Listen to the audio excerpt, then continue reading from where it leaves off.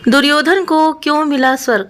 महर्षि वेदव्यास द्वारा रचित ग्रंथ महाभारत का हर किरदार, हर घटना अपने आप में एक खुली किताब की तरह है, जिसमें झांक कर आज का इंसान अपने जीवन की किसी भी कश्मकश का हल निकाल सकता है। भगवान श्री कृष्ण के मुखारविंद से श्रीमद् भागवत गीता के रूप में निकलने वाला हर शब्द इस जीवन रूपी अथाह समुद्र की गहराई जानने में मनुष्य की सहायता करता है। मगर जिस तरह एक सिक्के के दो पहलू होते हैं, उसी प्रकार एक तरफ से खुली किताब नजर आने वाला ये विशाल ग्रंथ कई रहस्यों और अनकही कथाओं को भी समेटे हुए है। पांडवों की स्वर्ग यात्रा भी एक ऐसी ही कथा है। 18 दिनों तक चचेरे भाइयों और भारत के तत्कालीन महाराजाओं के बीच कुरुक्षेत्र की रणभूमि में अनवरत रूप से चल रहा भीषण युद्ध आखिरकार धृतराष्ट्र के सबसे बड़े बेटे दुर्योधन की वीर गति के साथ ही खत्म हो गया था। पितामह भीष्म, आचार्य द्रोण, महारथी कर्ण और वीर अभिमन्यु सहित लाखों निरपराध सैनिकों के खून से लथपथ इस युद्ध को संसार के इतिहास का सबसे बड़ा युद्ध माना जाता है। इस युद्ध के बाद अपने 100 पुत्रों के शवों पर आंसू बहाने वाले धृतराष्ट्र और गांधारी को राजमहल के ऐशो आराम रास नहीं आए। सभी सुख सुविधाओं के बावजूद भी उन्हें राजमहल की चार दीवारी में अकेलापन महसूस होने लगा था, और इसी अकेलेपन को दूर करने के लिए इस दंपति ने राजमहल छोड़ दिया और अपने जीवन के आखिरी पलों तक वन में निवास किया। दूसरी तरफ भगवान श्री कृष्ण का यदुवंश भी श्राप के प्रभाव से धीरे धीरे खत्म हो गया, जिसके चलते श्री कृष्ण भी पांव में एक तीर लगने के बहाने अपनी लीला समाप्त कर चले गए। इसी बीच इंद्रप्रस्थ और हस्तिनापुर के नए सम्राट युधिष्ठिर ने भी अपने राज्य के विस्तार हेतु अश्वमेघ यज्ञ करवाया और अपने भाइयों के साथ आनंदमय राजसी जीवन बिता रहे थे। मगर लगभग 36 साल राजसी जीवन बिताने के बाद पांडवों को भी आभास होने लगा था कि धरती पर उनका काम भी पूर्ण हो गया है और अब पृथ्वी लोक छोड़ने का समय आ गया है। युयुत्सु को संपूर्ण राज्य की देखभाल का जिम्मा सौंपने के बाद पांडवों ने अभिमन्यु के पुत्र परीक्षित को हस्तिनापुर का नया सम्राट घोषित किया और सुभद्रा को सबके लालन पालन की जिम्मेदारी देने के बाद महर्षि वेदव्यास से आज्ञा लेकर पांचों पांडव द्रौपदी सहित परलोक गमन की यात्रा पर चल पड़े।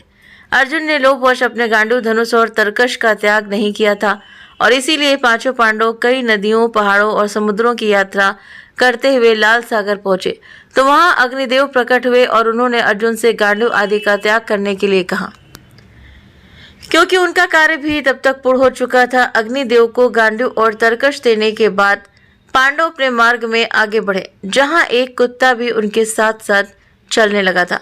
उत्तर दिशा से पृथ्वी की परिक्रमा करने के बाद केदारनाथ में पांडवों को भगवान शिव के दर्शन हुए, जिन्होंने उनके लिए स्वर्ग का मार्ग प्रशस्त कर आगे जाने की आज्ञा दी।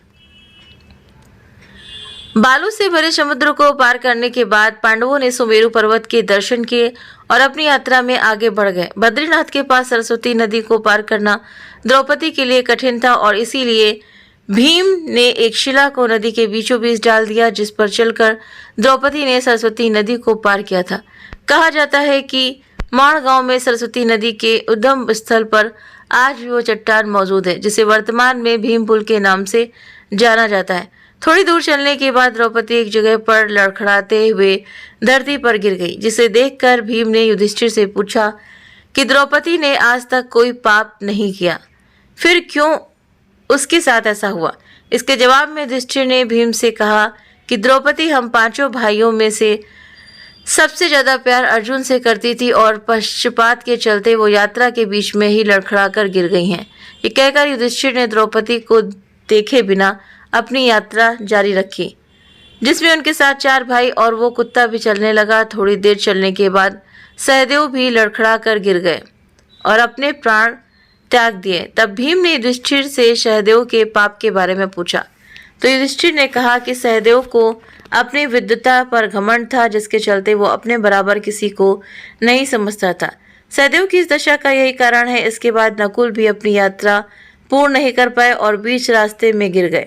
तब भीम के द्वारा इसका कारण पूछने पर युधिष्ठिर ने बताया कि नकुल को अपने रूपवान होने का अभिमान था। नकुल के बाद धनुर्धर अर्जुन भी गिर पड़े। जिसका कारण बताते हुए युधिष्ठिर ने कहा कि अर्जुन को अपने पराक्रम और युद्ध कौशल पर अभिमान था और उसने कहा था कि वो एक ही दिन में अपने शत्रुओं का अंत कर देगा, लेकिन ऐसा नहीं हुआ और यही कारण है कि उसको इस तरह की गति प्राप्त हुई है। सभी भाइयों के पापों का हिसाब देते हुए युधिष्ठिर उस कुत्ते और अपने भाई भीम के साथ आगे बढ़ते जा रहे थे कि तभी एक जगह महाबली भीम भी गिर पड़े और सभी भाइयों की तरह अपनी इस गति का कारण पूछने पर युधिष्ठिर ने भीम से कहा कि तुम खाते बहुत अधिक थे और अपने बल का झूठा प्रदर्शन करते थे, यही कारण है कि तुम आज इस अवस्था को प्राप्त हुए हो। इसके बाद युधिष्ठिर अपनी यात्रा में आगे बढ़ते हुए, जिसमें उनके साथ अब सिर्फ वो कुत्ता था। युधिष्ठिर थोड़ी दूर चले थे कि देवराज इंद्र अपने रथ के साथ युधिष्ठिर को स्वर्ग ले जाने के इरादे से उनके सामने प्रकट हो गए। देवराज इंद्र को अपने सामने देखकर युधिष्ठिर ने उनसे कहा कि उनके चारों भाई और द्रौपदी यात्रा के बीच में ही गिर गए थे, उन्हें भी अपने साथ ले जाने की व्यवस्था कीजिए।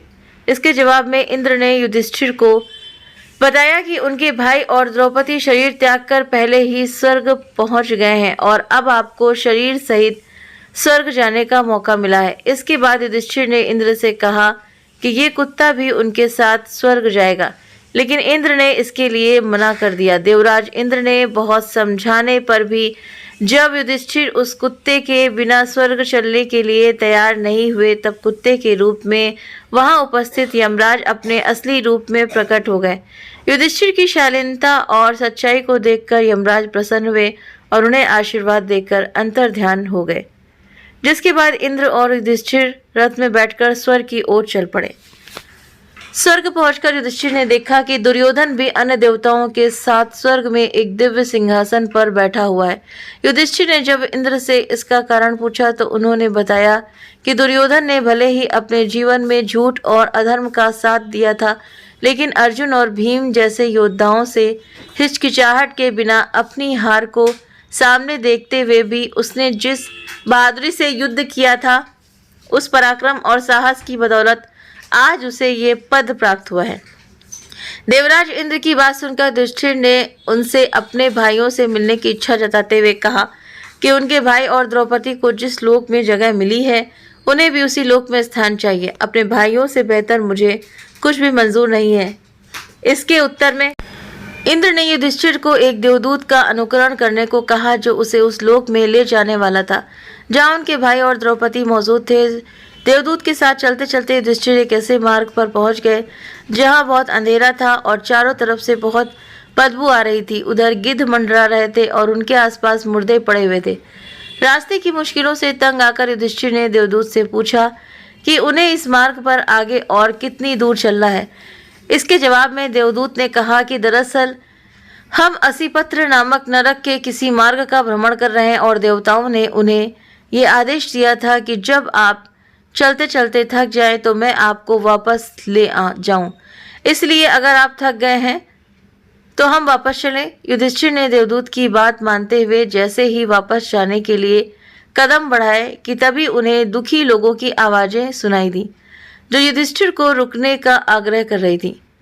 युधिष्ठिर ने जब उनका परिचय पूछा तो उन्होंने अपना नाम कर्ण, अर्जुन, नकुल, सहदेव, द्रौपदी और भीम बताया। ये सुनकर युधिष्ठिर ने देवदूत से कहा कि तुम वापस चले जाओ, मगर मैं अपने भाइयों को छोड़कर कहीं नहीं जाऊंगा। देवदूत ने ये बात स्वर्ग पहुंचकर इंद्र को बताई और कुछ समय बाद देवराज इंद्र स्वयं उस स्थान पर पहुंच गए जहां युधिष्ठिर मौजूद थे। इंद्र ने युधिष्ठिर को बताया कि कुरुक्षेत्र युद्ध के दौरान उन्होंने जिस झूठ का सहारा लेकर आचार्य द्रोण का वध किया था, उसी की बदौलत उन्हें कुछ समय नरक में बिताना पड़ा है और अब उन्हें स्वर्ग चलना है जहां उनके भाई पहले से मौजूद हैं।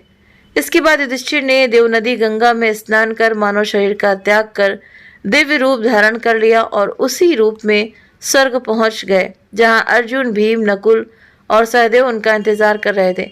युधिष्ठिर ने देखा कि भीम वायु देवता के पास बैठे हुए हैं, कर्ण सूर्य के समान तेज धारण किए हुए बैठे हैं और नकुल, सहदेव अश्वनी कुमारों के साथ विराजमान है। इंद्र ने युधिष्ठिर को बताया कि द्रौपदी का जन्म भगवती लक्ष्मी के अंश से हुआ था। अंत में युधिष्ठिर ने भगवान श्री कृष्ण के दर्शन किए और कुरुक्षेत्र युद्ध में वीर गति प्राप्त करने वाले हर योद्धा के बारे में उन्हें देवराज इंद्र ने विस्तार पूर्वक बताया था।